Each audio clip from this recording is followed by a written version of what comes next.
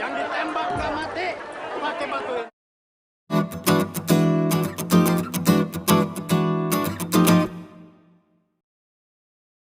Oke, tes kita cek suaranya apakah masuk ya. Selamat datang di channel saya ya, dan silakan masuk saja, jangan malu-malu. Kali ini saya ingin merangkum sebuah film yang sudah lama saya cari-cari. Ya, karena film ini begitu memorable buat saya. Opo, memorable saat film diawali dan langsung memperkenalkan kita pada sang tokoh utamanya. Ini dia, Muluk alias Reza Rahardian alias abang saya. Ya, cuma beda bapak sama ibu doang kok. Di awal film, kita akan diajak oleh Muluk ini betapa susahnya mencari pekerjaan walaupun kita sudah tinggi pendidikannya. Muluk sendiri adalah seorang sarjana manajemen yang sedang mondar-mandir mencari pekerjaan sampai akhirnya dia bertemu dengan Komet. Ini dia orang. Muluk pun menangkap Komet yang sedang asik menghitung uang di dalam dompet yang berhasil ia copet. Namun dengan alasan yang kuat dari si Komet dan Muluk yang memang tidak berwenang untuk menangkapnya, maka Muluk pun melepaskan Komet kembali. Esok harinya Muluk pun kembali berusaha untuk mendapatkan pekerjaan. Dia mendatangi sebuah perusahaan yang sudah hampir bangkrut ya. Namun tentu saja Muluk ditolak karena ya apa yang mau dia kerjakan gitu kan, di perusahaan yang udah bangkrut kayak gini mau ngerjain apa. Akhirnya Muluk pun kembali melanjutkan petualangan pekerjaannya. Petualangan pekerjaan apaan anjing. Akhirnya dia pun sampai di sebuah toko buku bekas ya kayak gitu. Jadi dia tuh ingin membeli sebuah buku dan berencana ingin beternak cacing, dan di skin ini juga terlihat bahwa ada seorang penjual yang menawarkan dia untuk membeli sejarah pesawat Indonesia di Indonesia. Dan ya ini sih bisa jadi kayak semacam ini sih sebuah clue bahwa nanti si Muluk ini akan berperan sebagai Habibie ya di film Habibie dan Ainun, dan si Reza Rahardian ini juga akan bermain di film-film yang lainnya. Singkat cerita, Muluk pun kembali bertemu dengan Komet di sebuah rumah makan. Karena kepolosan dan dirasa Muluk yang tidak mencurigakan, Komet ini membawa Muluk ke markas pencopetnya. Di markas, ia bertemu dengan Bang Jarot yang tak lain tak bukan adalah ini dia om saya, Om Tio Pakusadewo ya. Tak hanya itu, film ini sendiri bertabur bintang-bintang senior ya, seperti ada Jaja Miharja yang memerankan Haji Sarbini, ada Deddy Mizwar juga yang berperan sebagai Pak Makbul atau ayah dari Muluk ini, dan ada Pak Haji Rohmat yang diperankan oleh Pak Slamet Raharjo, dan ada aktor senior lainnya juga seperti Pak Wingky Harun yang berperan sebagai Kala Gondang ya. Dulu masih inget banget filmnya di apa sih, sinetron Dharma gitu ya kalau nggak salah. Pak Haji dan Pak Mabul ini sering kali bertengkar ya urusan masalah antara pendidikan itu penting atau tidak penting. Sebenarnya sih pendidikan itu penting ya, memang penting banget sih pendidikan. Cuma menurut Haji Sarbini, kalau pendidikan itu tidak penting. Pendidikan itu bisa penting kalau ada koneksinya. Ya benar juga sih. Nah zaman sekarang kalau mau kerja selain pendidikan ya harus ada orang dalam kan. Jadi skill Anda dan pendidikan Anda itu kurang lengkap tanpa adanya orang dalam. Ya, kekuatan orang dalam. Oke, lunjat ya. Muluk sendiri ingin mengajak kerjasama agar para anak-anak ini bisa berhenti mencopet ya, dan beralih ke profesi yang lain gitu kan, yang ya nggak membahayakan lah buat mereka. Tapi tentu tidak gampang dong, karena anak-anak ini emang udah biasa nyopet gitu kan, udah nyaman sama pekerjaan mereka, jadi emang memberi tantangan tersendiri buat Abang Muluk ini. Setelah mengajukan semacam proposal kerjasama, Muluk sendiri hanya akan mendapatkan jatah 10% dari penghasilan para pencopet ini. Namun tentu saja mereka semua juga tidak langsung percaya gitu kan, karena orang baru kan. Bang Jarod pun menaruh curiga kepada Muluk ya, dan menaruh kewaspadaan juga barangkali Muluk nggak bener gitu kan. Setiap jam 5 sore, anak-anak ini akan pulang ya untuk menyetorkan hasil mereka menyopet selama seharian kepada Bang Jarod, dan yang mana uangnya nanti akan dihitung dan disimpan oleh Muluk dan dikelola oleh Muluk untuk keperluan lainnya. Lo copet pacarnya? Dan di sini kita juga diperkenalkan dengan divisi pencopetan yang dibagi 3 ya. Ada copet mall yang diketuai sama si Tengil Glenn ini. Ada copet pasar yang diketuai oleh si Komet, dan ada copet angkutan umum yang dipimpin oleh Subur. Ya, nama saya adalah Ribut. Pekerjaan saya adalah sebagai Singkat cerita, kini Muluk sudah bisa membeli motor dari uang hasil mencopet para anak-anak ini, Namun tentu saja bukan untuk Muluk sendiri ya, untuk keperluan Muluk. Motornya tetap milik anak-anak, cuma dipakai sama Muluk untuk keperluan mengurus ini itunya lah. Bahkan tabungan anak-anak ini sudah mencapai 9 juta lebih. Itu 9 juta beli cilor atau cilok dapat berapa gerobak ya. Oke, lanjut deh. Melihat kurangnya pendidikan, norma, dan budi pekerti pada anak-anak ini, Muluk pun mengajak Samsul, ini dia orangnya, seorang sarjana pendidikan yang menganggur dan kerjanya hanya bermain gaple setiap hari. Dan dia juga mengajak Pipit ya, sang guru agama, untuk membimbing anak-anak ini agar tahu dan paham tentang agama. Jadi mereka bisa membedakan mana yang baik, mana yang buruk, mana yang hak mereka dan bukan hak mereka.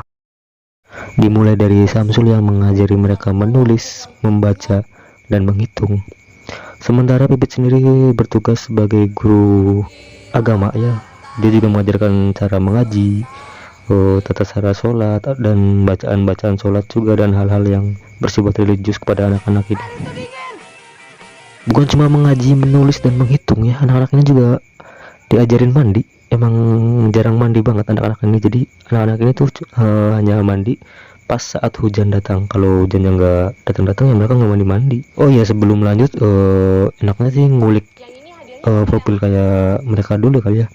Dari mulai si Pipit, guru ngaji ini, sebelum jadi guru ngaji buat anak-anak, si Pipit ini kerjaannya cuma mengirim-ngirim pesan gitu, ngirim-ngirim SMS, berharap dapat undian berhadiah gitu kan. Sementara si Samsul nih pekerjaannya cuma main judi, main gaple, nongkrong gak karuan ya, pokoknya pengangguran sukses lah. Sebenarnya film ini tuh bener-bener kayak sederhana banget, cuma penuh dengan satir, sarkasme, terusan kayak semacam kritik-kritik lah kayak gitu, dan dibumbui dengan sedikit cerita cinta dari Muluk dan anaknya Haji Sarbini, jadi menambah seru jalan ceritanya sih. Terus juga emang bagus filmnya ya, mendapat banyak penghargaan juga ini film, jadi emang sangat bagus sekali sih. Oke, lanjut.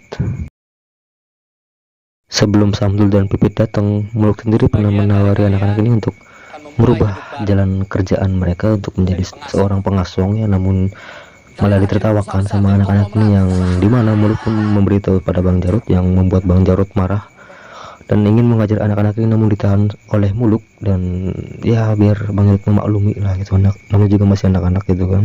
Singkat cerita, anak-anak sendiri sudah pandai menulis ya, sekarang menulis, membaca, menghitung, sudah bisa sholat juga, sudah hafal Pancasila, proklamasi, dan lain-lain juga. Untuk menghibur diri, mereka pun diajak berkeliling ya, keliling ke salah satu gedung DPR lah kayak gitu. Terus mereka juga bermain bersama, dan diakhiri dengan menyanyikan lagu Indonesia Raya sambil mengibarkan bendera. Kembali ke cerita percintaan antara Muluk dan Rahma, anaknya Haji Sarbini, yang dimana si saingannya ini adalah seorang anggota calon anggota DPR ya, namanya adalah Jupri, dan ini dia orangnya. Jupri sendiri adalah calon anggota legislatif yang juga suka dengan si Rahma ini ya, yang dimana Pak Haji Sarbini terus membanding-bandingkan si Jupri dengan si Muluk, yang dimana kasta mereka begitu jauh kan. Perubahan sudah mulai nampak sama anak-anak ini ya. Bersama mereka bertiga mulai mengubah anak-anak ini menjadi lebih baik. Mereka juga mendapat kasih sayang yang selama ini tidak mereka dapatkan. Emang sad banget sih, kayak ya anak-anak itu kan nggak ada orang tuanya, nggak ada yang ngurusin gitu, terlantar, cuma digunain sama Bang Jarot doang, dimanfaatin doang. Tapi Bang Jarot juga baik sih, karena dia juga mau melindungi anak-anak. Dia juga butuh perlindungan dari seseorang yang bisa melindungi dia, makanya dia sering membayar jatah iuran kepada salah seorang oknum ya. Bang Jarot sendiri tidak masalah kalau penghasilannya berkurang, karena memang demi kebaikan anak-anak mah Bang Jarot pun rela gitu. Yang penting anak-anak bisa menjadi lebih baik lagi, bisa belajar juga, bisa mencari pekerjaan yang layak dan tidak membahayakan lah untuk mereka. Scene pun berlanjut yang dimana Pak Makbul dan Pak Haji Rahmat ini, yang merupakan ayah dari Abang Muluk dan Pipit, ingin melihat kantor mereka. Tentu saja Pipit pun khawatir, karena hal ini adalah hal yang tidak baik untuk Pipit dan Muluk, nanti semuanya terbongkar gitu kan, bahwa mereka pekerja untuk para pencopet. Beralih ke Muluk dan Samsul yang sedang meresmikan pekerjaan baru mereka untuk para anak-anak ini. Singkat cerita, setelah Pak Haji Rahmat, Pak Mabul, dan Pak Haji Sarbini mencuri sebuah gang sempit dan rumah tua, akhirnya mereka pun sampai di tempat di mana Samsul dan Muluk sedang meresmikan acara perpindahan profesi dari mencopet menjadi pengasuh. Seketika Muluk pun langsung pucat melihat kedatangan ayah dan calon mertuanya. Dahlah hancur loh Muluk, rasain. Hal yang tentu tidak disangka oleh Muluk ya, terlebih Pak Makbul sendiri adalah orang yang disiplin dan pantang untuk melakukan dosa. Canggung, tentu saja itu yang dirasakan oleh Muluk. Sementara Samsul enak dan asik ngebacot, Muluk merasa sangat khawatir dan tentu saja sangat takut ya. Bukan takut sih, kayak semacam canggung, nggak enakan, dan ya kayak gitulah. Saat peresmian, Pak Haji Rahmat juga diminta untuk membacakan doa ya. Namun sebelum membaca doa, Pak Bul dan Pak Haji Sarbini sempat kaget karena melihat kedatangan Bang Jarot ya. Entah ada masalah apa dulunya atau karena apa, jadi kayak semacam Pak Haji Sarbini dan Pak Mabul ini kayak takut gitu loh ngelihat Bang Jarot datang. Mereka pun segera pergi dan menyadari suatu hal, bahwa ada uang haram yang sudah mereka makan dari gaji anak-anak mereka, yang dimana anak-anak mereka sudah memberi berbagai macam hal gitu kan, mungkin makanan atau minuman dan hal-hal lain sebagainya. Singkat cerita, malam pun tiba. Pak Mabul pun tidak mau menggunakan semua hal dari uang haram yang sudah Muluk dapatkan dan Muluk peroleh di rumahnya tentunya. Sama halnya dengan Pipit, ia terlihat sedang berdiskusi dengan orang tuanya tentang apa yang sudah dia lakukan, yang sudah dia kerjakan, dan apa yang sudah dia dapatkan dari hasil pekerjaannya selama ini. Segala perbuatan Pipit menjadi tanggung jawab Pipit sendiri. Tanpa abah-abah, Pak Haji Rahmat pun hendak pergi ke musola, dan di jalan dia bertemu dengan Pak Mabul.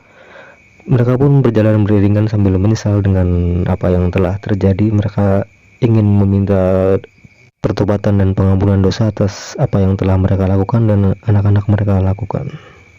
Pipit dan Muluk pun mengejar kedua orang tuanya, namun di tengah jalan dia cegat oleh Samsul dan malah ingin menaikkan agar anggaran 10% ditambah untuk mereka bertiga. Pipit dan Muluk pun tidak menghiraukan. Setelah mereka melihat kedua orang tua mereka yang tengah memohon ampun dosa, Muluk dan Pipit pun berniat untuk berhenti dari pekerjaan mereka. Lu tega ngeliat orang-orang hina gue lagi? Namun Samsul mencegahnya karena dia merasa sudah menjadi manusia berharga dengan mengajar anak-anak ini, dan sudah menjadi orang yang bermanfaat untuk orang-orang di sekelilingnya. Dan terlebih dia juga sudah mendapat semangat kehidupan yang sudah hilang lama dari hidupnya. Lu tega ngeliat gue jadi bangke lagi? Yang paling besar dosanya mereka yang korupsi, Yang dimana membuat Samsul marah dan membuat para tetangga keluar rumah. Lagi asik marah-marah nih, nongol si Jupri malah bagi-bagi kaos. kaos buat lu, kentot lu. Dan sudah diputuskan, esok harinya Muluk, Samsul, dan Pipit pun berhenti membimbing anak-anak pencopet ini. Loh, kok ada suara burung emprit dari mana ini? Mereka pun berkemas dan menyiapkan asongan yang sudah mereka susun rapi ya, siapa tahu ada yang mau mengasong. Dan asongan sendiri pun dijaga oleh Komet. Lanjut ke Muluk. Muluk pun menemui Bang Jarut untuk menyerahkan motor, tabungan, dan yang lainnya. Ini buku tabungan. Ada 21.200.000. Di markas, Bang Jarut pun marah kepada anak-anak ini karena tidak mau berubah dari pekerjaan mencopetnya. Menyadari akan apa yang terjadi dan didorong keinginan kuat untuk berubah menjadi lebih baik, Komet pun memilih mencoba untuk menjadi pengasuh. Selang beberapa hari, Muluk pun sedang mencoba belajar menyetir mobil. Pipit yang kembali menatap layar TV dan mengirim surat undian, dan Samsul yang kembali bermain gaple.